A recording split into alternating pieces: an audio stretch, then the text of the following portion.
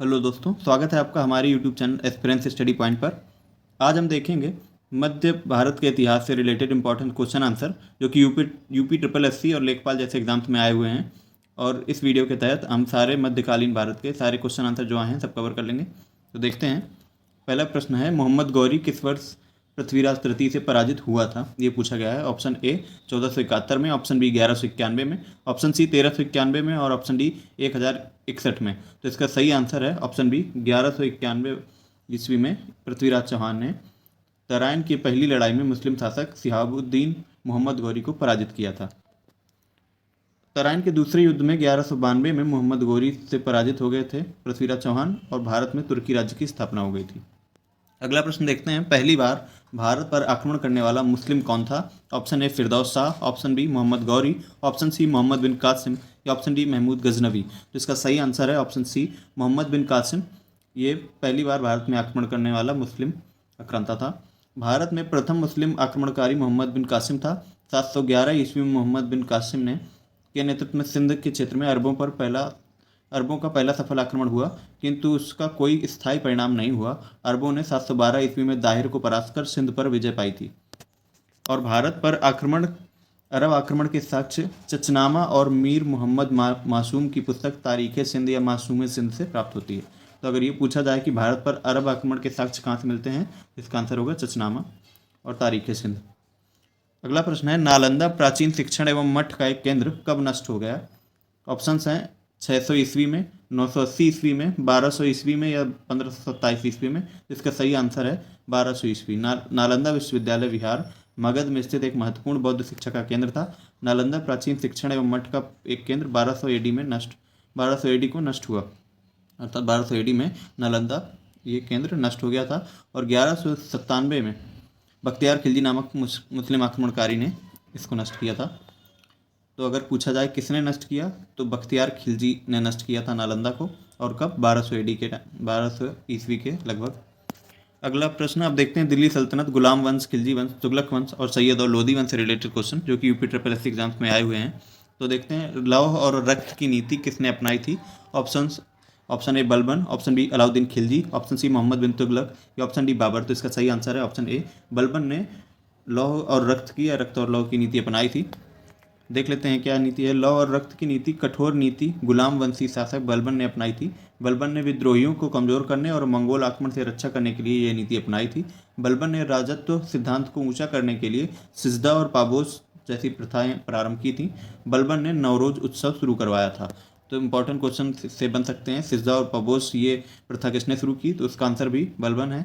और राजत्व सिद्धांत किसने दिया? तो उसका आंसर भी बलबन है। और बलबन ने नवरोज उत्सव भी शुरू करवाया था। अगला प्रश्न है, किसके शासनकाल में इब्न बतूता भारत आया था? Option A Iltutmish, option B Mohammad bin Tughlaq, option C Ibrahim Lodi या ऑप्शन डी अकबर। तो इसका सही आंसर है option B Mohammad bin Tughlaq. Ibn Battuta 1333 ईस्वी में मोहम्मद बिन तुगलक के काल में भारत आया था। वह मोरक्को का निवासी था जो कि एक अफ्रीकी देश है।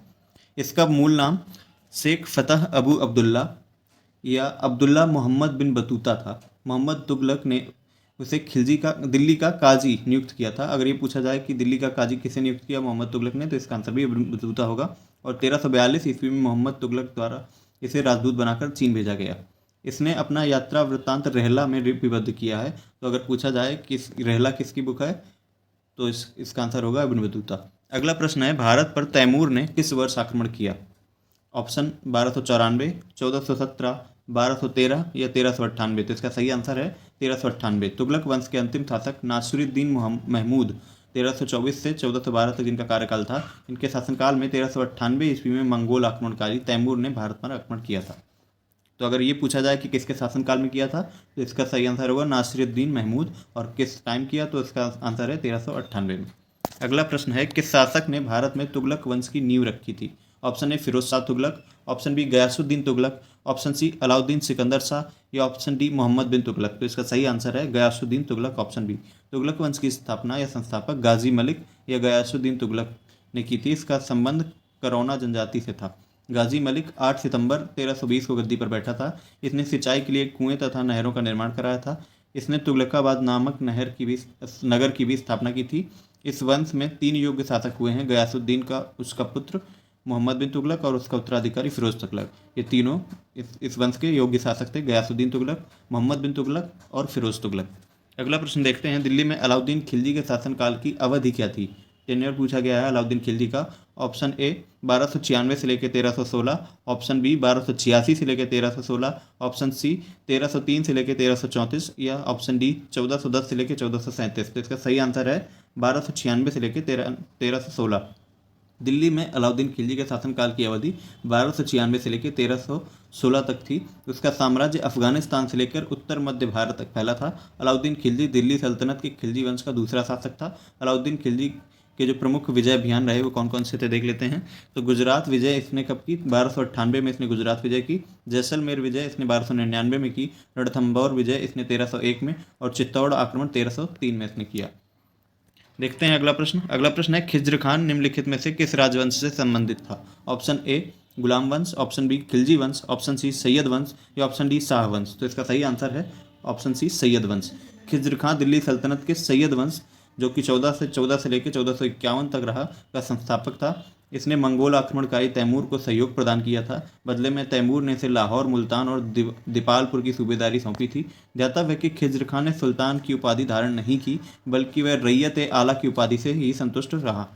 अगला प्रश्न देखते हैं, अमीर खुसरो जिन्हें कव्वाली का पिता या भारत का तोता भी कहा जाता है, पैरट ऑफ इंडिया, किसके दरबार में दरबारी कवि थे? Option A Iltutmish, option B Razia Sultan या ऑप्शन सी बलबन या ऑप्शन डी अलाउद्दीन खिलजी। तो इनका सही आंसर है ऑप्शन डी अलाउद्दीन खिलजी। और अमीर खुसरो अलाउद्दीन खिलजी के दरबारी कवि थे। अमीर खुसरो 8 सुल्तानों का काल देखा है इन्होंने, लेकिन वे अलाउद्दीन खिलजी के दरबारी कवि थे। अमीर खुसरो मुस्लिम कवि थे, परंतु हिंदी के शब्दों का खुलकर प्रयोग करते थे। इन्होंने हिंदी, हिंदवी और फारसी को एक साथ किया और खड़ी बोली को जन्म दिया।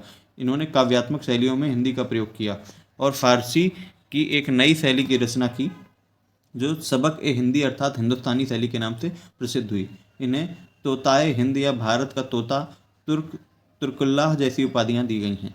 अगला प्रश्न देखते हैं, भारत में सिकंदर लोदी का शासनकाल कब से कब तक था? ऑप्शन ए 1421 से 1434, ऑप्शन बी 1451 से लेकर 1489, ऑप्शन सी 1489 से लेकर 1517 या ऑप्शन डी 1517 से लेकर 1526। तो इसका सही आंसर है 1489 से लेकर 1517, ऑप्शन सी। सिकंदर लोदी 1489 से 1517 तक रहा। बहलोल लोदी का पुत्र और उत्तराधिकारी था। इसका मूल नाम निज़ाम खान था और ये 17 जुलाई 1489 को सुल्तान सिकंदर शाह की उपाधि से दिल्ली के सिंहासन पर बैठा था। वह स्वर्णकार हिंदू माँ की संतान था। धार्मिक दृष्टि से सिकंदर लोदी असहिष्णु था। गले की बीमारी के कारण 21 नवंबर 1517 को इसकी मृत्यु हो गई। अब देखते हैं विजयनगर साम्राज्य से संबंधित प्रमुख क्वेश्चन आंसर। तो तुलुव राजवंश की स्थापना किसने की? Option A Narasa Nayaka, option B Krishnadeva Raya, option C Achyuta Raya या ऑप्शन डी वीर नरसिंह। तो इसका सही आंसर है ऑप्शन डी वीर नरसिंह। तुलुव वंश 1505 से लेकर 1570 तक रहा और इसकी स्थापना नरसा नायक के पुत्र जो थे वो वीर नरसिंह ने की थी और इतिहास में इसे द्वितीय बलापहार की संज्ञा दी गई। द्वितीय बलापहार की संज्ञा किसे दी गई? वीर नरसिंह को। देखते हैं अगला प्रश्न, किस प्राचीन साम्राज्य में महिलाएं कुश्ती में भाग लेती थीं? ऑप्शन ए बहमनी साम्राज्य, ऑप्शन बी विजयनगर साम्राज्य, ऑप्शन सी चोल साम्राज्य या ऑप्शन डी उपर्युक्त में से कोई नहीं। इसका सही आंसर है विजयनगर साम्राज्य। Option B is right answer. Vijayanagara साम्राज्य 1336 से लेकर 1646 तक रहा। मध्यकालीन दक्षिण भारत का एक साम्राज्य था। इसकी स्थापना हरिहर प्रथम और बुक्का राय नामक 2 भाइयों ने की थी और इस प्राचीन साम्राज्य की महिलाएं कुश्ती में भाग लेती थीं। विजयनगर राज्य किस नदी के किनारे स्थित था? Option A Ganga, option B Kaveri, option C Tungabhadra या ऑप्शन डी कृष्णा। तो इसका सही आंसर है ऑप्शन सी तुंगभद्रा। विजयनगर राज्य तुंगभद्रा नदी के उत्तरी तट पर स्थित था। इसकी स्थापना 1336 में हरिहर और बुक्का नामक 2 भाइयों ने की थी। हरिहर और बुक्का ने अपने पिता संगम के नाम पर संगम राजवंश की स्थापना की थी। विजयनगर साम्राज्य की राजधानियां क्रमशः अनेगोंडी, विजयनगर, पेनुगोंडा तथा चंद्रगिरी थीं। हम्पी विजयनगर की पुरानी राजधानी का प्रतिनिधित्व करता था। विजयनगर की वर्तमान नाम हम्पी या हस्तिनावती है। विजयनगर साम्राज्य के संस्थापक कौन थे? ऑप्शन है option A Harihara Raya, option B Bukka Raya, option C Krishnadeva Raya या ऑप्शन डी सदाशिव राय। तो इसका आंसर डाउटफुल है। विजयनगर साम्राज्य की स्थापना हरिहर और बुक्का दोनों ने की थी, इसलिए ऑप्शन ए और बी दोनों इसका आंसर होना चाहिए। इसलिए हरिहर और बुक्का दोनों इसके संस्थापक थे। 1336 में इन्होंने स्थापना की थी। वर्तमान में विजयनगर का नाम हम्पी हस्तिनावती है। विजयनगर साम्राज्य में जिन निम्न राजवंशों ने शासन किया है वो हैं संगम वंश, सालु वंश, तुलुव वंश और अरिवीडु। अरिवीडु वंश, ये इसका विजयनगर साम्राज्य का अंतिम वंश था। संगम वंश के संस्थापक हरिहर और बुक्का थे। ये एक हिंदू राजवंश था। अब देखते हैं प्रश्न सिख धर्म और भक्ति आंदोलन से संबंधित।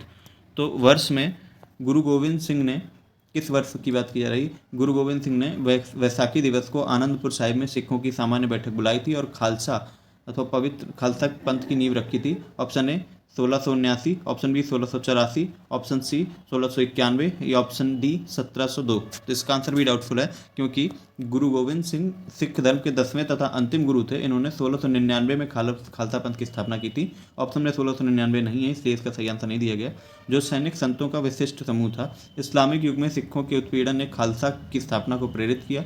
जो अंतरात्मा और धर्म की स्वतंत्रता का पंथ था। खालसा ऐसे पुरुष और महिलाएं हैं जिन्होंने सिख बपतिस्ता समारोह में भाग लिया हो और जो सिख आचार संहिता और परंपराओं का सख्ती से पालन करते हैं तथा 5 भौतिक वस्तुएं केस कड़ा कंघा कच्छा कृपाण धारण करते हों। देखते हैं अगला प्रश्न। 10वें या आखिरी सिख गुरु कौन थे? ऑप्शन ए Guru Angad, option B Guru Tegh Bahadur, option C Guru Nanak या ऑप्शन डी गुरु गोविंद सिंह। तो इसका सही आंसर है ऑप्शन डी गुरु गोविंद सिंह। सिख धर्म के 10 गुरु हुए हैं जिनको नाम निम्नलिखित हैं। तो पहले गुरु जो थे सिख धर्म के संस्थापक या पहले गुरु नानक देव को माना जाता है। दूसरे गुरु अंगद, फिर अमरदास, रामदास, अर्जुन देव, हरगोविंद, हर राय, हर किशन, तेग बहादुर और 10वें या अंतिम गुरु थे गुरु गोविंद सिंह। देखते हैं अगला प्रश्न। अगला प्रश्न है लंगर की परंपरा किसने आरंभ की? ऑप्शन ए Guru Nanak, option B Guru Angad, option C गुरु रामदास या ऑप्शन डी गुरु गोविंद सिंह। इसका सही आंसर है ऑप्शन ए गुरु नानक। सिख पंथ की स्थापना गुरु नानक ने की थी और वे सिखों के पहले गुरु थे। उन्होंने सिख के प्रचार के लिए संगतों की स्थापना की तथा लंगर व्यवस्था को स्थापित किया। दूसरे गुरु लहना या गुरु अंगद ने नानक द्वारा स्थापित लंगर व्यवस्था को स्थायी बनाया था। अगला प्रश्न देखते हैं किस सिख गुरु ने आदि ग्रंथ को संकलित किया? तो ऑप्शन है गुरु अंगद, गुरु रामदास, गुरु अर्जुन देव या गुरु हर राय। तो इसका सही आंसर है गुरु अर्जुन देव। सिखों के 5वें गुरु अर्जुन देव ने आदि ग्रंथ को संकलित किया। गुरु अर्जुन देव सिखों के 5वें गुरु 1581 से लेकर 1601 तक रहे और इन्होंने अमृतसर नगर, जिसका पूर्व नाम था रामदासपुर, का निर्माण कार्य पूरा कराया और उसमें अमृतसर एवं संतोष नगर नामक तालाब बनवाए। इन्होंने अमृतसर तालाब के मध्य हरमंदिर साहब का निर्माण भी करवाया। इसकी नींव सूफी संत मियाँ मीर के द्वारा रखी गई। ये प्रश्न कई बार पूछा जा चुका है कि जो अमृतसर तालाब है इसमें हरमंदिर साहब का जो निर्माण किया गया तो इसकी नींव किसके द्वारा रखी गई? तो इसका सही आंसर है मियाँ मीर के द्वारा इसकी नींव रखी गई थी और ये अमृतसर तालाब के मध्य में स्थित है। जहांगीर ने अपने विद्रोही पुत्र खुसरो की मदद के आरोप में गुरु अर्जुन देव को फांसी दे दी थी। अगला प्रश्न देखते हैं किस मुगल शासक के आदेश पर सिखों के 5वें गुरु अर्जुन देव जी को मार दिया गया था? किस मुगल शासक के आदेश पर सिखों के 5वें गुरु अर्जुन देव को मार दिया गया था? तो option A Akbar, option B Aurangzeb, option C Shahjahan या ऑप्शन डी जहांगीर। तो हमने उपरोक्त क्वेश्चन में इसकी व्याख्या देख ली है। जहांगीर ने अपने विद्रोही पुत्र खुसरो की मदद के आरोप में इनको फांसी दे दी थी, गुरु अर्जुन देव को। अगला प्रश्न देखते हैं भक्ति आंदोलन को उत्तर भारत में लाने का श्रेय किसको दिया जाता है? Option A Ramanuja, option B Madhvacharya, option C Ramanand या ऑप्शन डी रामदास। इसका सही आंसर है ऑप्शन सी रामानंद। भक्ति आंदोलन के मध्यकालीन भारत का सांस्कृतिक इतिहास था। इस काल में सामाजिक धार्मिक सुधारकों द्वारा भगवान को विभिन्न तरीकों से प्रचारित किया गया। इस आंदोलन का आरंभ 800 ईस्वी से लेकर 1700 ईस्वी के बीच चला यह आंदोलन। इस आंदोलन का जो आरंभ है वो दक्षिण भारत में अलवारों और नयनारों से हुआ था। भक्ति आंदोलन के नेता रामानंद इसे उत्तर भारत लाए थे। उन्होंने लोगों को ये सिखाया कि भगवान राम के प्रति प्रेम और समर्पण रखने तथा इनके नाम के उच्चारण से मुक्ति पाई जा सकती है। इनमें ये बहुत पूछा जाता है कि जो अलवार संत होते हैं वो वैष्णव के उपासक होते हैं और जो नयनार होते हैं वो शैव के उपासक होते हैं। इनमें से कौन सा विकल्प सही ढंग से मेल नहीं खाता है? ऑप्शन ए 1333 इब्न बतूता भारत पहुँचे, ऑप्शन बी 1506 गुरु नानक का जन्म, ऑप्शन सी 1290 मार्को पोलो ने भारत का दौरा किया, option D 1498 Vasco D gamma Calicut में पहुंचा। तो इसका सही आंसर है ऑप्शन बी, ये सही नहीं है। अर्थात 1506 में गुरु नानक का जन्म नहीं हुआ, बल्कि गुरु नानक देव का जन्म 1469 में शेखपुरा जिले में तलवंडी लाहौर में हुआ था। इसलिए विकल्प बी सही नहीं है, बाकी तीनों सही हैं। अर्थात 1333 में इब्न बतूता भारत आया, 1290 में मार्को पोलो भारत आया और 1498 में वास्को डी गामा कालीकट पर पहुंचा था। अगला प्रश्न है बीजक पुस्तक के लेखक कौन है? Option A Ravidas, option B Surdas, option C Kabirdas या ऑप्शन डी विद्यापति। तो इसका सही आंसर है ऑप्शन सी कबीरदास। कबीरदास जी के द्वारा बीजक नामक रचनाएं की गई थी। सूरदास की जो प्रमुख रचनाएं हैं वो सूर सागर, सूर सारावली और साहित्य लहरी, और विद्यापति की जो प्रमुख रचनाएं हैं वो कीर्ति लता, कीर्ति पताका, पुरुष परीक्षा, भू परिक्रमा इत्यादि हैं। अगला प्रश्न देखते हैं। अब देखते हैं मुगल एम्पायर या मुगल पीरियड से रिलेटेड क्वेश्चन आंसर। तो निम्न में से किस शासक की मृत्यु उसके पुस्तकालय की सीढ़ियों से गिरकर हुई थी? Option A Jahangir, option B Shahjahan, option C Babur या ऑप्शन डी हुमायूं। इसका सही आंसर है ऑप्शन डी हुमायूं। भारत में मुगल वंश के संस्थापक बाबर का पुत्र नासिरुद्दीन हुमायूं 1530 में मुगल वंश की गद्दी पर बैठा।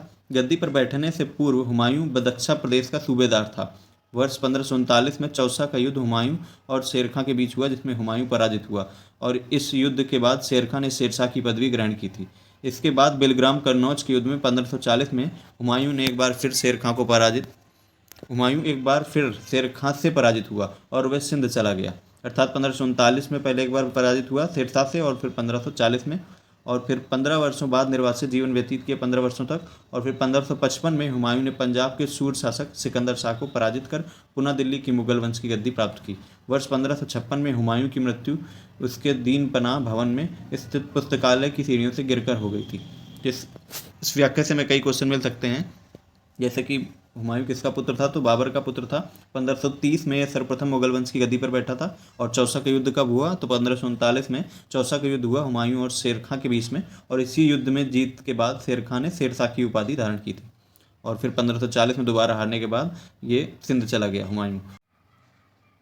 अगला प्रश्न है, किस वर्ष बाबर ने सुल्तान इब्राहिम लोदी को पानीपत की लड़ाई में पराजित किया था? Option A 1527, option B 1526, option C 1525 या ऑप्शन डी 1524। तो इसका सही आंसर है ऑप्शन बी 1526। बाबर का भारत पर प्रथम अभियान वर्ष 1519 में यूसुफजाई जातियों के विरुद्ध बाजौर और भेरा पर किया गया। पंजाब के सूबेदार दौलत खां लोदी और इब्राहिम लोदी का भाई आलम खां लोदी ने बाबर को भारत पर आक्रमण करने के लिए आमंत्रित किया। 21 अप्रैल 1526 को पानीपत के प्रथम युद्ध में बाबर ने दिल्ली सल्तनत के सुल्तान इब्राहिम लोदी को पराजित कर दिया था। बाबर ने इस युद्ध में उज़्बेकों की तुगलमाबद्द पद्धति का भारत में पहली बार प्रयोग किया था। तो इसलिए इसका सही आंसर है ऑप्शन बी 1526। इसी प्रकार जो बाबर के 4 प्रमुख युद्ध हैं वो हैं पानीपत, खानवा, चंदेरी और घाघरा। तो ये लगातार हुए हैं 1526, 27, 28 और 29 में। इनकी ट्रिक है पान खाओ चबा कर गाओ। तो ये पी के या सी जी इस हिसाब से याद रख सकते हैं आप। पी से पानीपत, के से खानवा, सी से चंदेरी और जी से घाघरा। अगला प्रश्न है, निम्नलिखित में से किस मुगल सम्राट द्वारा आगरा के किले का निर्माण किया गया? तो इसका सही आंसर है, ऑप्शन देख लेते हैं, Shahjahan, option B Akbar, option C Aurangzeb या ऑप्शन डी जहांगीर। तो इसका सही आंसर है ऑप्शन बी अकबर। अकबर द्वारा आगरा के किले का निर्माण किया गया 1565 से लेकर 1573 में मुगल बादशाह अकबर द्वारा किया गया। यह किला 3,80,000 वर्ग मीटर में फैला हुआ है और इसका निर्माण लाल बलुआ पत्थर से किया गया, इसलिए इसे आगरा का लाल किला भी कहा जाता है। यह किला सन 1983 में यूनेस्को द्वारा विश्व धरोहर स्थल में शामिल कर लिया गया था। अगला प्रश्न है, मुगल शासन के दौरान एक कोतवाल की सही भूमिका क्या थी? अर्थात मुगल शासन के दौरान कोतवाल पद का व्यक्ति काम क्या करता था, मेन काम उसका क्या था? ऑप्शन ए युद्ध के लिए सेना का नेतृत्व करना, ऑप्शन बी राजकोष को बनाए रखना, ऑप्शन सी राजस्व एकत्रित करना या ऑप्शन डी कानून और व्यवस्था बनाए रखना। तो इसका सही आंसर है ऑप्शन डी कानून और व्यवस्था बनाए रखना कोतवाल का प्रमुख कार्य होता था। मुगल शासन के दौरान कोतवाल की मुख्य भूमिका सूबे, राजधानी, बड़े बड़े नगरों और कानून और व्यवस्था की देखभाल करना है। इसे नगर प्रधान भी कहा जाता था। अगला प्रश्न देखते हैं, बिहार राज्य के सासाराम शहर में निम्नलिखित में से किस प्राचीन सम्राट का मकबरा है? Option A Bahadur Shah Zafar, option B Alauddin Khilji, option C Sher Shah Suri या ऑप्शन डी कुतुबुद्दीन ऐबक। तो इसका सही आंसर है ऑप्शन सी शेर शाह सूरी। बिहार राज्य के सासाराम शहर में शेर शाह सूरी का मकबरा है। यह मकबरा एक तालाब के बीच ऊंचे चबूतरे पर बना है। यह मकबरा हिंदू और मुस्लिम वास्तुकला का मिश्रण है। देखते हैं अगला प्रश्न। अगला प्रश्न है, मुगल वंश के पहले सम्राट बाबर ने अपनी देसी भाषा चगताई तुर्की में अपनी आत्मकथा लिखी है। इस पुस्तक का क्या नाम था? तो option A Mughalnama, option B Baburnama, option C Babur Mubarak, option D Babur बिहाया। तो इसका सही आंसर है ऑप्शन बी बाबरनामा। मुगल वंश का वास्तविक संस्थापक जहीरुद्दीन मोहम्मद बाबर तुर्कों की चगताई शाखा से था और जिसका संबंध मंगोल नेता चंगेज खां से है। बाबर अपनी आत्मकथा में स्वयं लिखा है, जिसको तुजुके बाबरी या बाबरनामा के नाम से जाना जाता है। यह किताब तुर्की भाषा में लिखी गई है, लेकिन मुगलों की दरबारी भाषा फारसी थी। इस पुस्तक में बाबर ने विजयनगर और मेवाड़ राज्य का उल्लेख किया है। भारत में जहांगीर का शासनकाल क्या था? तो ऑप्शन है ऑप्शन ए 1605 से लेकर 1627, ऑप्शन बी 1627 से लेकर 1658, ऑप्शन सी 1658 से लेकर 1707 या ऑप्शन डी 1707 से लेकर 1748 ईस्वी। तो इसका सही आंसर है ऑप्शन ए, अर्थात 1605 से लेकर 1627 तक जहांगीर का शासनकाल रहा है। और इस शासनकाल में चित्रकला का स्वर्ण युग कहा जाता है इसको, जहांगीर का काल। 7 दिसंबर 1927 को इसकी मृत्यु हो गई थी। अगला प्रश्न है वह कौन सा स्थान है जहां अंतिम मुगल सम्राट बहादुर शाह जफर की मृत्यु हुई। Option A Rangoon, option B Gwalior, option C Agra या ऑप्शन डी दिल्ली। तो इसका सही आंसर है ऑप्शन ए रंगून। 1657 के विद्रोह के समय बहादुर शाह जफर या बहादुर शाह सेकंड को हुमायूं के मकबरे से गिरफ्तार किया गया और उसे हडसन ने रंगून निर्वासित किया। 1662 में जफर की मृत्यु हो गई थी। अगला प्रश्न है पहला कठपुतली सम्राट कौन था। ऑप्शंस हैं option A Jahandar Shah, option B Bahadur Shah, option C Farrukhsiyar या ऑप्शन डी मोहम्मद शाह। तो इसका सही आंसर है ऑप्शन ए जहांदार शाह। बहादुर शाह की मृत्यु के बाद उसके पुत्रों जहांदार शाह, अजीमुद्दीन, रफ़ीउद्दीन और जहान शाह में उत्तराधिकार का युद्ध हुआ और जहांदार शाह जुल्फ़िकार खां के सहयोग से जीत गया और उसने सत्ता प्राप्त की। 51 वर्ष की आयु में जहांदार शाह 29 मार्च 1712 ईस्वी में मुगल सिंहासन पर बैठा था और जुल्फ़िकार खां इसका प्रधानमंत्री नियुक्त किया गया। जहांदार शाह जुल्फ़िकार खां के हाथों की कठपुतली बनकर रह गया। जहांदार शाह के शासनकाल में प्रशासन की पूरी बागडोर जुल्फ़िकार खां के हाथों में थी। जहांदार शाह ने लाल कुंवारी नामक वेश्या को शासन में हस्तक्षेप करने का अधिकार दे रखा था। लोग इसे लंपट मूर्ख भी कहते थे। अजीमुद्दीन के पुत्र फर्रुखसियर ने सैयद बंधुओं अब्दुल्ला खां और हुसैन अली के सहयोग से जहांदार शाह की हत्या कर दी थी। अगला प्रश्न देखते हैं विश्व प्रसिद्ध मोर सिंहासन का निर्माण और उसकी लाल किले में स्थापना निम्न में से किस मुगल शासक ने की थी। Option A Shahjahan, option B Jahangir, option C Akbar या option D Bahadur Shah first. इसका सही आंसर है ऑप्शन ए शाहजहां। विश्व प्रसिद्ध मयूर सिंहासन का निर्माण शाहजहां ने करवाया था।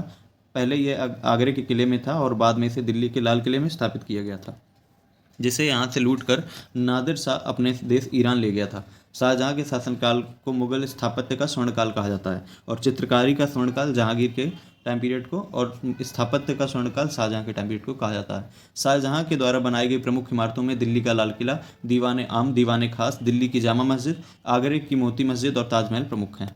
अकबर के दरबार में प्रसिद्ध कवि कौन थे। Option A Birbal, option B Tulsidas, option C Rahim Khan या ऑप्शन डी बैरम खान। तो इसका सही आंसर है ऑप्शन सी रहीम खान। रहीम खान जिनका नाम अब्दुल रहीम खान खाना था, अकबर के दरबार के प्रसिद्ध कवि थे। इनका जन्म 17 दिसंबर 1556 को हुआ था। अकबर के दरबार में इनका महत्वपूर्ण स्थान था। रहीम अकबर के नवरत्नों में से एक थे। गुजरात के युद्ध में शौर्य प्रदर्शन के कारण अकबर ने इन्हें खान खाना की उपाधि दी थी। रहीम की 11 रचनाएं प्रसिद्ध हैं। इनके काव्य में मुख्य रूप से श्रृंगार, नीति और भक्ति के भाव मिलते हैं। अकबर के नवरत्न के बारे में इनमें से कौन सा सही ढंग से मेल नहीं खाता, ये देखते हैं। ऑप्शन ए अबुल फजल, वह अकबर के वजीर थे और अकबर के शासनकाल में अकबरनामा के लेखक थे। दूसरा है राजा मान सिंह, वह अकबर के वित्त मंत्री थे। तीसरा है अब्दुल रहीम खान खाना, वह एक कवि और अकबर के भरोसेमंद देखभाल करने वाले बेटे बैरम खान के पुत्र थे। और ऑप्शन डी है मुल्ला दो प्याजा, वह मुगल सम्राट अकबर के मुख्य सलाहकारों में से एक थे। तो इनमें से कौन सा सही सुमेलित नहीं है, ये पूछा गया था। तो ऑप्शन बी राजा मान सिंह ये अकबर के वित्त मंत्री थे, ये गलत है। बाकी तीनों कथन सही हैं। इसकी व्याख्या देख लेते हैं। मानसिंह आमेर के राजा भारमल का पौत्र था। ये 14 नवंबर 1589 को आमेर की राजगद्दी पर बैठा। यह अकबर के नवरत्नों में से एक था। अकबर का मनसबदार और मुख्य सेनापति था। मानसिंह को अकबर के फर्जंद या राजा की उपाधि से सम्मानित किया था। मानसिंह को अकबर ने फर्जंद और राजा की उपाधि दी थी। ये इसका वित्त मंत्री नहीं था। औरंगजेब का पुत्र कौन था। Option A Babur, option B Humayun, option C Akbar या ऑप्शन डी शाहजहां। औरंगजेब किसका पुत्र था, ये पूछा गया है। तो औरंगजेब जो था वो शाहजहां का पुत्र था। औरंगजेब का जन्म 1618 ईस्वी में गुजरात के दोहद नामक स्थान पर मुमताज़ के गर्भ से हुआ था, जिसके पिता का नाम शाहजहां था। और 1658 से लेकर 1707 ईस्वी तक मुगल साम्राज्य के शासन किया इसने। और इसके शासनकाल में मुगल साम्राज्य में अपने विस्तार में चरमोत्कर्ष पर था, अर्थात सर्वाधिक मुगल साम्राज्य का विस्तार औरंगजेब के टाइम पीरियड में था। पानीपत का द्वितीय युद्ध किनके बीच लड़ा गया। ऑप्शन ए बाबर और लोदी के, ऑप्शन बी अकबर और हेमू के, ऑप्शन सी अली राजा चंद्रगुप्त मौर्य के, ऑप्शन डी अकबर और लोदी के। तो इसका सही आंसर है ऑप्शन बी अकबर और हेमू के बीच पानीपत का द्वितीय युद्ध लड़ा गया। और पानीपत का प्रथम युद्ध बाबर और इब्राहिम लोदी के बीच लड़ा गया था। तो पानीपत का जो द्वितीय युद्ध है 5 नवंबर 1556 को अफगान शासक आदिल शाह, सूर के वीर हिंदू सेना नायक हेमचंद्र विक्रमादित्य या हेमू और मुगल बादशाह अकबर के मध्य हुआ था। युद्ध का प्रारंभिक क्षण हेमू के पक्ष में जा रहा था, लेकिन उसकी आंख में एक तीर लग जाने के कारण वह आपा खो बैठा। अकबर के संरक्षक बैरम खान ने हेमू को गिरफ्तार कर मरवा दिया था। पानीपत का द्वितीय युद्ध जीत लिया गया था अकबर के द्वारा। इनमें से कौन मुगल बादशाह शराब को छूता तक नहीं था। Option A Akbar, option B Shahjahan, option C Jahangir, option D Aurangzeb. इसका सही आंसर है ऑप्शन डी औरंगजेब। औरंगजेब का जन्म 4 नवंबर 1618 को गुजरात में हुआ। इसके पिता शाहजहां और माता मुमताज़ महल थी। औरंगजेब पवित्र जीवन व्यतीत करता था, वह सभी दुर्गुणों से मुक्त था तथा यति के जैसा जीवन व्यतीत करता था। खाने पीने, वेशभूषा और जीवन के अन्य सुविधाओं में बेहद संयम बरतता था। अगला प्रश्न है, किस मुगल बादशाह ने इलाहाबाद को अपनी राजधानी बनाया था? Option A Akbar, option B Shah Alam, option C A और बी दोनों, और ऑप्शन डी इनमें से कोई नहीं। तो इसका सही आंसर है ऑप्शन बी शाह आलम। आलमगीर द्वितीय के बाद अली गौहर शाह आलम द्वितीय की उपाधि धारण कर मुगल शासन की गद्दी पर बैठा था।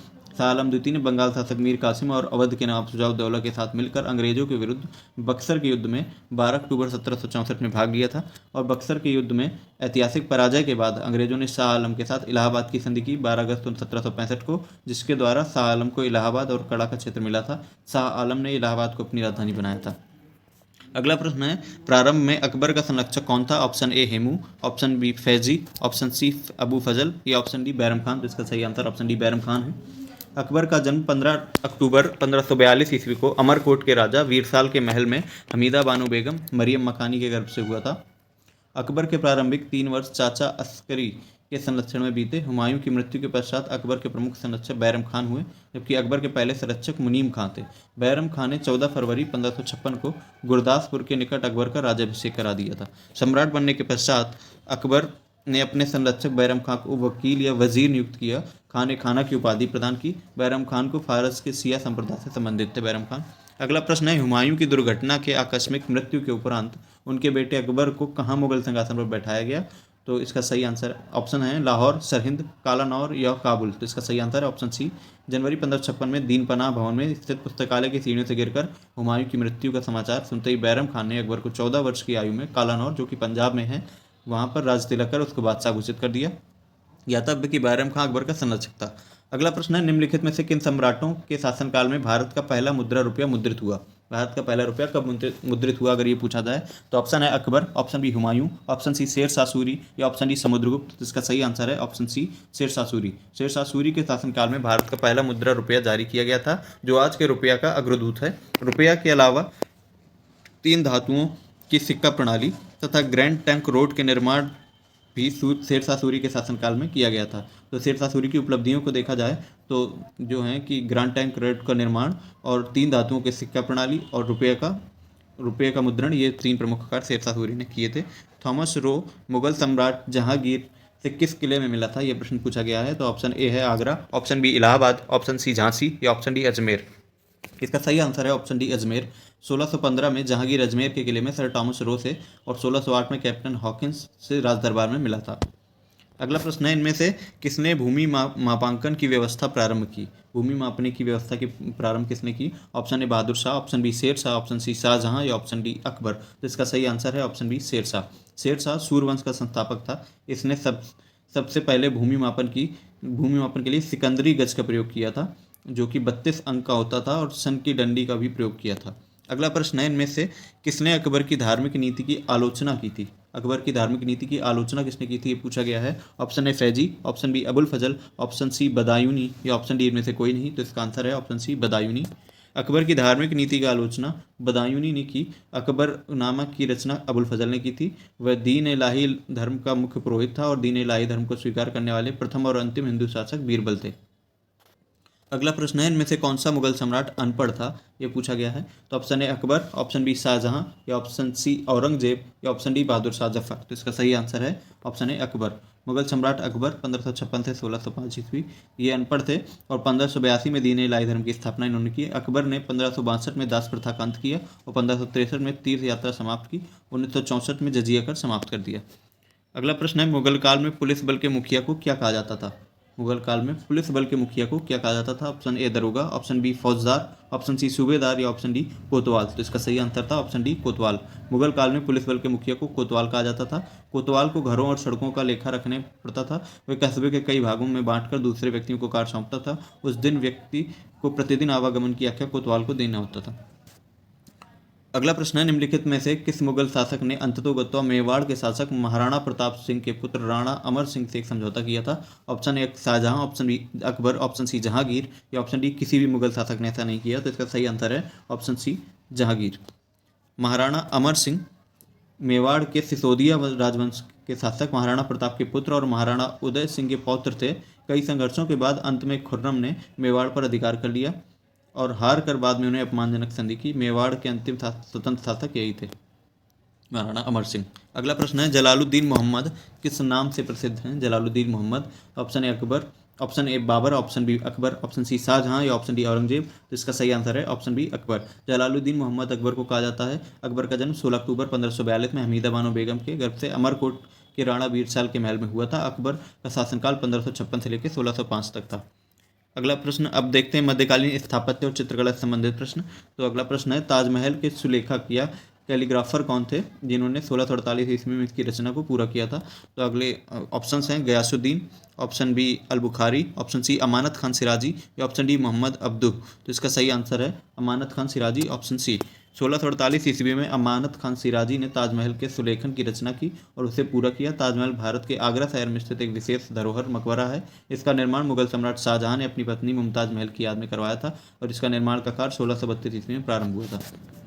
अगला प्रश्न है, अकबर द्वारा बनवाया गया प्रसिद्ध ऐतिहासिक स्मारक बुलंद दरवाजा उत्तर प्रदेश के किस जिले में स्थित है? बुलंद दरवाजे की बात की जा रही है। ऑप्शन है मेरठ में, ऑप्शन बी कानपुर में, ऑप्शन सी आगरा में, ऑप्शन डी इलाहाबाद या प्रयागराज में। तो इसका सही आंसर है ऑप्शन सी आगरा। आगरा में फतेहपुर सीकरी में बुलंद दरवाजा स्थित है। अकबर द्वारा बनवाया गया प्रसिद्ध ऐतिहासिक स्मारक बुलंद दरवाजा उत्तर प्रदेश के आगरा के फतेहपुर सीकरी में स्थित है। इस प्रसिद्ध स्मारक का निर्माण 1602 में अकबर ने अपनी गुजरात विजय की स्मृति में करवाया था। अगर ये पूछा जाए कि बुलंद दरवाजे का निर्माण क्यों किया गया था, तो गुजरात विजय की स्मृति में बुलंद दरवाजे का निर्माण किया गया था और ये हिंदू और फारसी स्थापत्य कला के अद्भुत उदाहरण होने के साथ साथ दुनिया का सबसे बड़ा प्रवेश द्वार भी है। अगला प्रश्न देखते हैं, प्रसिद्ध विरूपाक्ष मंदिर कहाँ स्थित है? ऑप्शन है हम्पी, भद्राचलम, श्रीकालाहस्ती और तिरुपति। इसका सही आंसर है हम्पी। विरूपाक्ष मंदिर हम्पी कर्नाटक में अवस्थित है और ये मंदिर भगवान शिव को समर्पित है।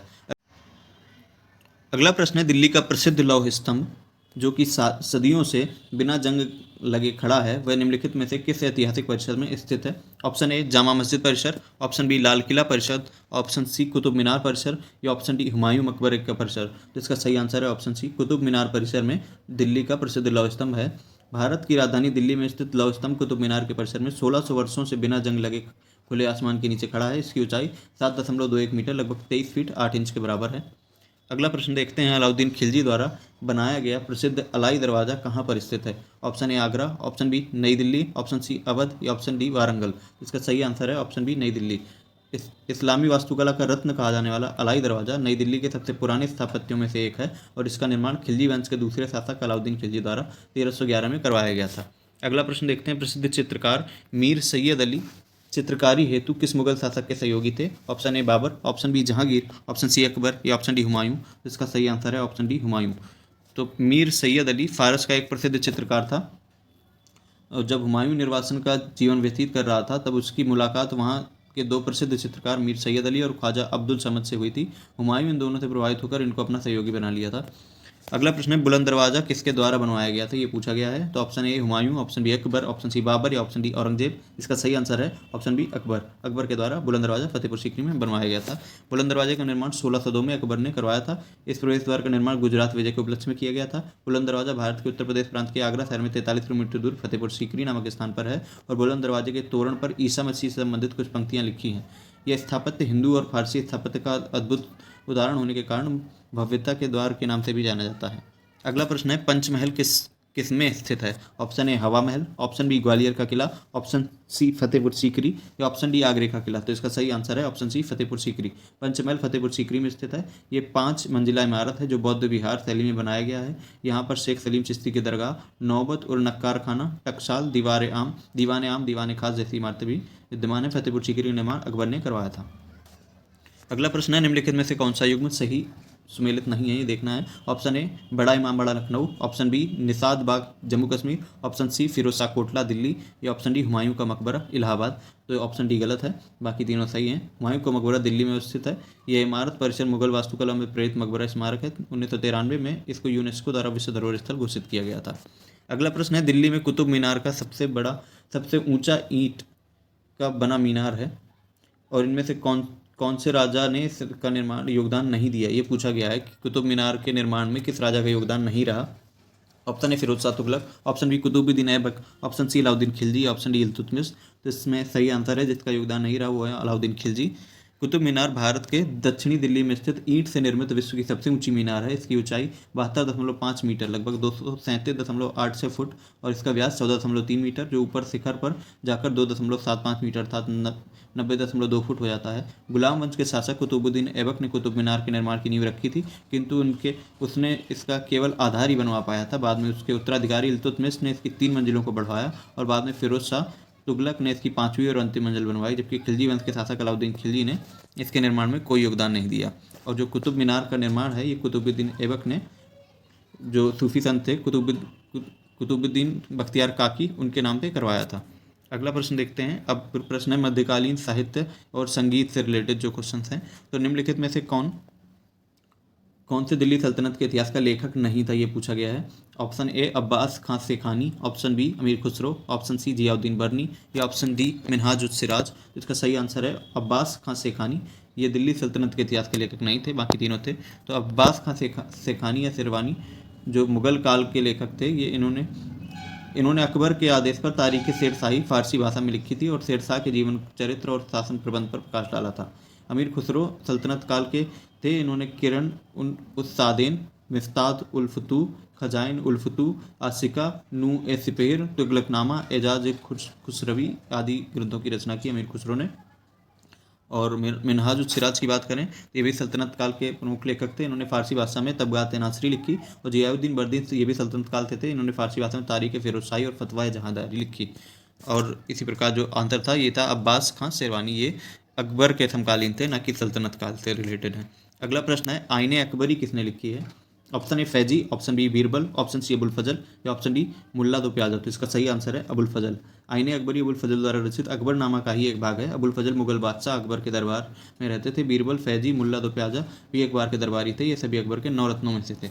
अगला प्रश्न है गोस्वामी तुलसीदास द्वारा लिखे गए रामचरितमानस का सबसे लंबा कांड या अध्याय कौन सा है। Option A Balkand, option B Ayodhya Kand, option सी उत्तरकांड या ऑप्शन डी लंका कांड। तो इसका सही आंसर है ऑप्शन ए बालकांड। रामचरितमानस में 7 अध्याय हैं, गोस्वामी तुलसीदास जी द्वारा लिखे गए हैं। इनमें से सबसे लंबा अध्याय बालकांड है। इसमें कुल 361 दोहे हैं, जबकि किष्किंधा कांड रामचरितमानस का सबसे छोटा कांड है। अगर सभी रामचरितमानस सभी अध्याय और उनके दोहे देखें तो बालकांड सबसे बड़ा है, जिसमें 361 दोहे, अयोध्या कांड में 326, अरण्य कांड में मात्र 46 और किष्किंधा कांड में मात्र 30 हैं। तो सबसे छोटा किष्किंधा है और सबसे बड़ा बालकांड है। सुंदरकांड में 60 दोहे, लंका कांड में 121 दोहे और उत्तरकांड में 130 दोहे हैं। देखते हैं अगला प्रश्न। निम्नलिखित में से कौन सा सही सुमेलित नहीं है। Option A Baburnama Babur, option B Shahjahan Nama Mohammad Tahir, option C Humayun Nama Humayun, option D तुजु के जहांगीरी जहांगीर। इसका सही आंसर है ऑप्शन सी हुमायूं नामा। ये हुमायूं की रचना थी। इसकी व्याख्या देख लेते हैं। तो बाबरनामा जो है वो बाबर के द्वारा लिखी गई थी और शाहजहां नामा मोहम्मद ताहिर या इनायत खान के द्वारा लिखी गई थी। हुमायूं नामा गुलबदन बेगम के द्वारा लिखी गई थी। इसलिए अगला प्रश्न है हुमायूं नामा के लेखक कौन थे। Option A Humayun, option B Gulbadan Begum, option C Inayat Khan, option D Ahmad Yadgar. तो इसका सही आंसर है ऑप्शन बी गुलबदन बेगम। गुलबदन बेगम बाबर की बेटी थी। अपने सौतेले भाई हुमायूं के जीवन चित्रण हुमायूं नामा की लेखक के रूप में इनको जाना जाता है। अलवर मिर्जा और हिंदाल मिर्जा सगे भाई थे।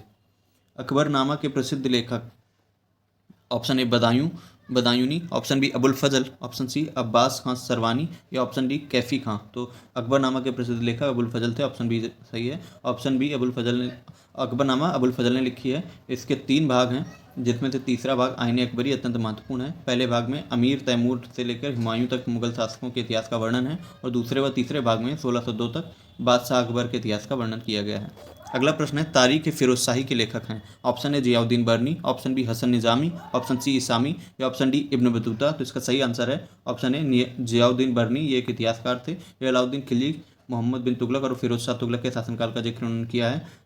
इसकी प्रसिद्ध कृति तारीख फिरोजशाही है।